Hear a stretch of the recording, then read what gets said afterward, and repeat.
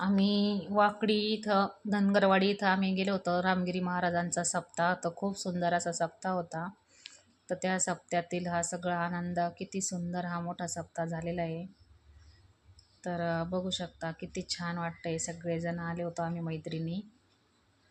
तर इतकं छान टाळ मस्त वाजत होतं, इतकं भारी वाटत होतं. तिथून येऊच वाटत नव्हतं, इतकं छान वाटत, वातावरण मस्त होतं. तर तर सुंदर असं आम्ही मस्त वाटत होतं. तिथं वातावरण पण इतकं प्रसन्न होतं. आणि रामगिरी महाराजांचा गिनीश बुकात नोंद झालेली इतका मोठा सप्ताह असतो. तर तुम्ही खरंच पाहण्यासारखा इथं पूर्ण व्हिडिओ पहा. व्हिडिओ कुणीही स्किप करू नका. पूर्ण खूप छान वाटणार आहे तुम्हाला. पुढं आम्ही खूप छान फुगडी पण खेळलेले आहे. तर तुम्हाला सांगते इतकं भारी मोठाच्या मोठा सप्ताह होता आणि लोक पण होते. तर तुम्ही पाहू शकता इथं आम्ही दर्शन घेतलं. पोतीचं व पाऊल होते तिथं महाराजांचे. तर आम्ही तिथं दर्शन वगैरे घेतलं आणि इतकं छान वातावरणामुळं. तर हे वाकडी आहे, खंडोबाची वाकडी. तर त्या वाकडीजवळ धनगरवाडी आहे, म्हणून त्या धनगरवाडीमध्ये हा सप्ताह मोठ्या प्रमाणात होता. खूप छान वाटलं जाऊन. आणि जेवणाला पण छान होतं, आमटी भाकरीचं जेवण होतं. हे लोक असे मुक्कामी आलेले तिथं. आणि अखंड हरिनाम सप्ताह होता हा. तर रात्र आणि दिवस दोन्ही मिळून ते सारखं चालूच होता. इतकं छान वाटत, येऊच वाटत नव्हतं, इतकं भारी वाटत होतं तिथं.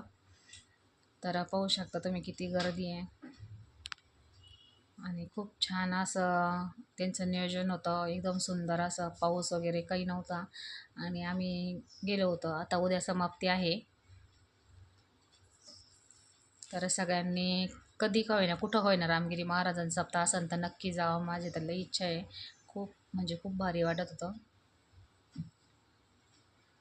तर हे पाहू शकता तुम्ही किती लोक आहेत इथे. बाहेर पण असं गाड्या वगैरे लावायला जागा वेगळी सेपरेट होती, गर्दी फार होती. आणि आम्ही असं चालत होतो एकदम आतमध्ये. खूप छान असं लोक झोपले ते. रात्रीचे जे लोक हरिनाम सप्ताह करतात ते दिवसा झोपतात, जे दिवसा करतात ते रात्री त्यांना विश्रांती मिळते. असं अखंड हरिनाम सप्ताह चालू राहतो त्यांचा. तर पाहू शकता किती गर्दी आहे. आणि आमच्या घरापासून जवळच होतं, म्हणजे आमचं गावापासून जवळच होतं हे. तर आम्ही गेलो होतो दर्शनाला. आणि खरंच सांगते, आमटी भाकरीचं तर नियोजन इतकं मोठं आणि इतकं भारी राहतं, इतकं भारी जेवण राहतं तिथं. एवढी लोक राहते, संख्या राहते, तरी कधी कमी पडत नाही. तर तुम्ही पाहू शकता किती छान आहे हे. आम्ही असं आतमध्ये जाताना थोडा व्हिडिओ मागं पुढं झाला आहे. तर हे मध्ये जाताना तर सगळेजण आम्ही असं गेलो दर्शनाला.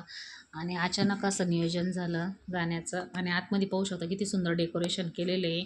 इतकं भारी डेकोरेशन केलं तर त्यांनी, मस्त वाटत होतं. असं वाटत होतं आम्ही पायी पंढरपूरला गेलो. आतमध्ये जायला पण 2-2.5 किलोमीटर पायी जावं लागत होतं आम्हाला, गाडी लांब लावून. पण आल्याचं सार्थक झालं, एकदम छान वाटलं. आणि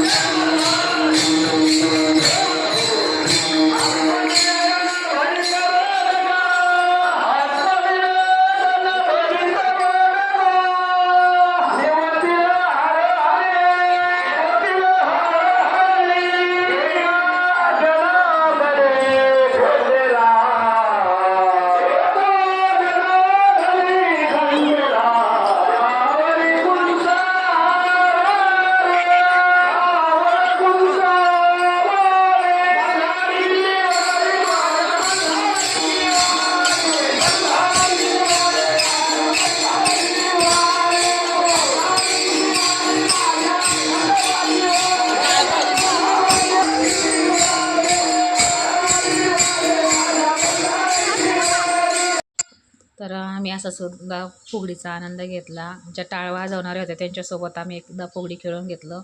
आणि सप्त्यामध्ये गेलं ना असं छान वाटतं बरं का, असं फुगडी वगैरे खेळलेलं किंवा छान असं थोडा देवापासून आनंद घरचं सगळं विसरून एकदम मस्त वाटत होतं. आणि अशा प्रकारे आम्ही फुगडी खेळलं. मला काही एवढं जमलं नाही तरी पण खेळण्याचा प्रयत्न केली, मस्त वाटलं. तर पाहू शकता तुम्ही, नक्की कमेंटमध्ये सांगा तुम्हाला कसा वाटला आमच्या इकडचा रामगिरी बाबांचा सप्ताह. तर नक्की कळवा आणि आवडल्यास नक्की लाईक आणि सबस्क्राईब करायला विसरू नका बरं का. आणि आमच्या छोट्याशा सोबत आलेल्या मुलींनी पण इतकी छान फुगडीचा आनंद घेतला. सगळ्यांनी आम्ही फोटो काढले, व्हिडिओ घेतलेत.